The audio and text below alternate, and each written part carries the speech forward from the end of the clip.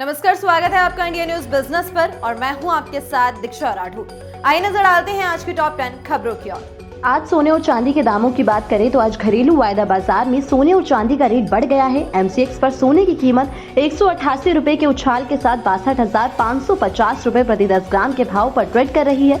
चांदी की कीमतों में भी 220 रुपए की तेजी है। 1 किलोग्राम चांदी का भाव 72,699 रुपए तक पहुंच गया। बात करें इंटरनेशनल मार्केट की तो कॉमेक्स पर सोने का भाव उछलकर $2,057 प्रति औंस पर ट्रेड कर रहा है। चांदी की कीमत भी $23.41 प्रति औंस पर पहुंच गई है।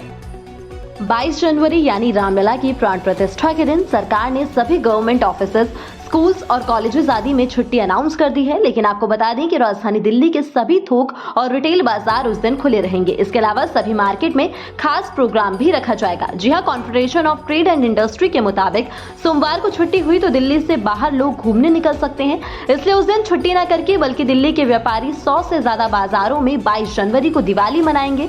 दिल्ली के 100 से ज्यादा बाजार राम मंदिर के प्राण प्रतिष्ठा के उत्सव को मनाने के लिए तैयार है और व्यापार मंडल को उम्मीद है कि इस दिन 15,000 करोड़ रुपए का बिजनेस हो सकता है।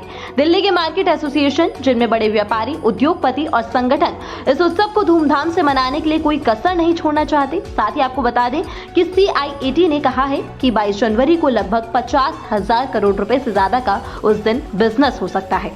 मालदीव्स के साथ भारत का विवाद लगातार बढ़ता जा रहा है, जिसके चलते अब राष्ट्रपति मोहम्मद मोइज्जू की सरकार ने भारत को मालदीव से अपने सभी सैनिकों को हटाने को कहा है और इसके लिए 15 मार्च की डेडलाइन दी गई है। रविवार 14 जनवरी को मीडिया से बातचीत में मालदीव के राष्ट्रपति कार्यालय के प्रवक्ता अब्दुल्ला नजीम इब्राहिम ने कहा कि भारतीय सैनिक मालदीव में नहीं रह सकते।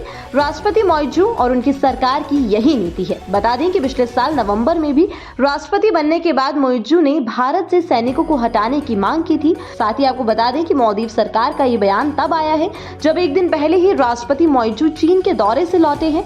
ये दौरा ऐसे समय पर हुआ जब भारत और मालदीव के बीच विवाद बढ़ा हुआ है। साथ ही आपको बता दें कि मोइज्जू को चीन का करीबी माना जाता है और वहां से लौटते ही उन्होंने एक भाषण के दौरान कहा कि किसी भी देश के पास मालदीव को धमकाने का कोई भी अधिकार नहीं है। भारत के OTT प्लेटफॉर्म उलू की फाइनेंशियल रिजल्ट सामने आ रही हैं। कंपनी ने फाइनेंशियल ईयर 2022-23 में 93.1 करोड़ रुपए का रेवेन्यू हासिल किया है। बता दें कि पिछले फाइनेंशियल ईयर में कंपनी का रेवेन्यू 46.8 करोड़ रुपए था। इस तरह कंपनी का रेवेन्यू एक साल में दोगुना हो गया है। वहीं फंडिंग विंटर के बीच जहां एक और ज्यादातर कंपनियां मुश्किल से बिजनेस को बढ़ा पा रही हैं, वहीं दूसरी ओर उलू का मुनाफा बढ़कर 4 गुना हो गया है। फाइनेंशियल ईयर 2022 में कंपनी का मुनाफा सिर्फ 3.90 करोड़ रुपए था, जो 2023 में करीब 3.87 गुना बढ़कर 15.10 करोड़ रुपए हो गया है। कंपनी के नतीजे दिखा रहे हैं कि ये स्टार्टअप कितने बेहतर तरीके से अपना बिजनेस चला रहा है। बता दें कि उलू एक मेंबरशिप वाला प्लेटफॉर्म है जो वेब सीरीज, फिल्में और दूसरे तरह के कंटेंट स्ट्रीम करता है। कंपनी की कमाई का एकमात्र सोर्स इसका सब्सक्रिप्शन है, जिसे बेचकर ये स्टार्टअप पैसे कमाता है। होलसेल इन्फ्लेशन रेट दिसंबर में बढ़कर 0.73% हो चुकी है। फूड आइटम्स खासकर की सब्जियां और दालों की कीमतों में तेज उछाल से इसमें बढ़ोतरी हुई है। Wholesale price index based inflation rate अप्रैल से अक्टूबर तक लगातार 0 से नीचे बनी हुई थी, लेकिन नवंबर में ये 0.26% रही है। कॉमर्स मिनिस्ट्री की ओर से सोमवार को जारी एक बयान के मुताबिक goods, machinery, equipments, manufacturing, transportation, computer, electronic और ऑप्टिकल प्रोडक्ट की कीमतों में ग्रोथ दिसंबर 2023 में थोक महंगाई दर में बढ़ोतरी की वजह रही है। खाने पीने की चीजों की महंगाई दर दिसंबर में बढ़कर 9.38% रही है, जो नवंबर में 8.18% थी। दिसंबर में सब्जियों की महंगाई दर 26.30% थी, जबकि दालों की महंगाई दर 19.60% थी। अब पिछले हफ्ते जारी आंकड़ों के मुताबिक दिसंबर में खुदरा महंगाई यानी कि CPI बेस्ड इन्फ्लेशन दर 4 महीने के टॉप यानी कि 5.69% पर पहुंच गई है। भारतीय रिजर्व बैंक ने पिछले महीने अपने मौद्रिक नीति में ब्याज दरों को स्टेबल रखा था। साल 2024 की शुरुआत में उत्तर कोरिया के तानाशाह किम जोंग उन बैलिस्टिक ने मिसाइल्स दागी है। इसके बाद जापान और दक्षिण कोरिया अलर्ट पर है। अब हैरान करने वाली बात यह है कि साल 2023 के एंड में उत्तर कोरिया के नेता किम जोंग उन ने सत्तारूढ़ वर्कर्स पार्टी की एक मेजर बैठक में कहा था कि साल 2024 में उनका देश 3 एडिशनल मिलिट्री सैटेलाइट्स का लॉन्च करेगा, ज्यादा न्यूक्लियर वेपन्स बनाएगा और मॉडर्न अनमैन कॉम्बैट इक्विपमेंट्स भी बनाएगा। दक्षिण कोरिया के जॉइंट चीफ ऑफ स्टाफ ने बताया है कि मिसाइल संडे को दागी गई है, लेकिन उन्होंने बाकी की कोई भी जानकारी नहीं दी है, जैसे कि मिसाइल ने कितनी दूर तक की उड़ान भरी है।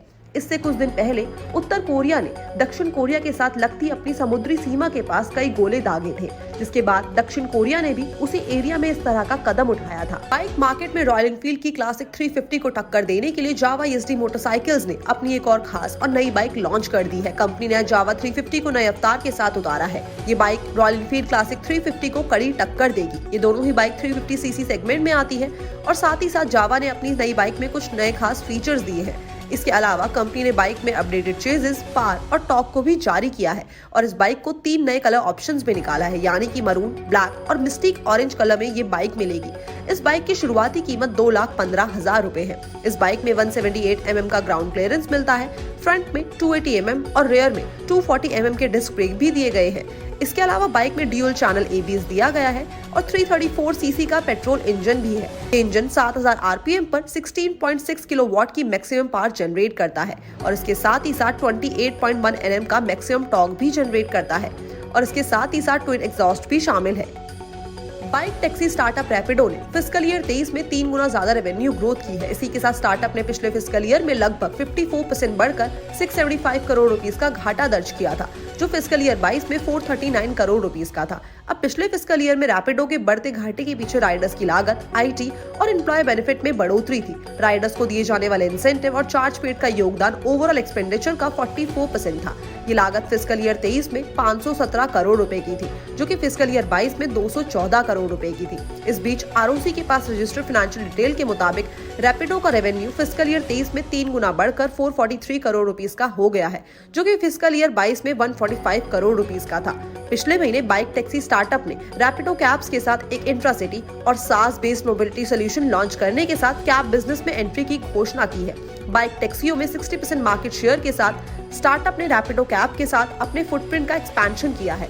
केंद्र सरकार देश के नागरिकों के लिए कई तरह की योजनाएं चला रही है, जिसमें एक स्वास्थ्य बीमा योजना, आयुष्मान भारत प्रधानमंत्री जन आरोग्य योजना भी है। इसके जरिए भारत के नागरिक अपना 5 लाख तक का इलाज फ्री में करवा सकते हैं। अब तक 30 करोड़ आयुष्मान कार्ड बनाए जा चुके हैं। स्वास्थ्य मंत्रालय ने कहा कि 4.83 करोड़ आयुष्मान कार्ड के साथ उत्तर प्रदेश सबसे ज्यादा संख्या में आयुष्मान कार्ड बनाने वाले राज्यों की लिस्ट में टॉप पर है। मंत्रालय के अनुसार इसके बाद मध्य प्रदेश और महाराष्ट्र दूसरे और तीसरे नंबर पर है। साथ ही 12 जनवरी तक 11 राज्यों में 1 करोड़ से ज्यादा आयुष्मान कार्ड धारक मौजूद है। तो अगर आप भी आयुष्मान कार्ड बनवाना चाहते हैं तो आप ऑफिशियल वेबसाइट pmjay.gov.in पर जाएं। यहाँ आधार रजिस्ट्रेशन पर क्लिक करें, आधार कार्ड नंबर डालें, फिर अपना OTP फिल करें। इसके बाद अपना नाम, इनकम और पैन कार्ड नंबर के साथ अपनी जनरल इंफॉर्मेशन फिल कर दें और अथॉरिटी से अप्रूवल मिलने के बाद अपना आयुष्मान कार्ड डाउनलोड कर लें। हफ्ते के पहले कारोबारी दिन बाजार में देखने को मिली शानदार मजबूती। निफ्टी करीबन 200 पॉइंट्स की मजबूती के साथ 22,097 के लेवल पे जाके बंद हुआ। इसी तरह सेंसेक्स भी करीबन 801 पॉइंट्स की मजबूती के साथ 73,369 के लेवल पे जाके बंद हुआ। अगर आज के टॉप गेनर्स और लूजर्स की तरफ नजर डाली जाए तो विप्रो करीबन 6.37% की मजबूती के साथ आज का टॉप गेनर रहा। वहीं HDFC लाइफ 3.55% की कमजोरी के साथ आज का टॉप लूजर बना। अगर BSE के 30 शेयर्स की तरफ नजर डाली जाए तो आज BSE के 30 शेयर्स में से 22 शेयर्स हरे निशान पे जाके बंद हुए और बाकी के 8 शेयर्स लाल निशान पे जाके बंद हुए।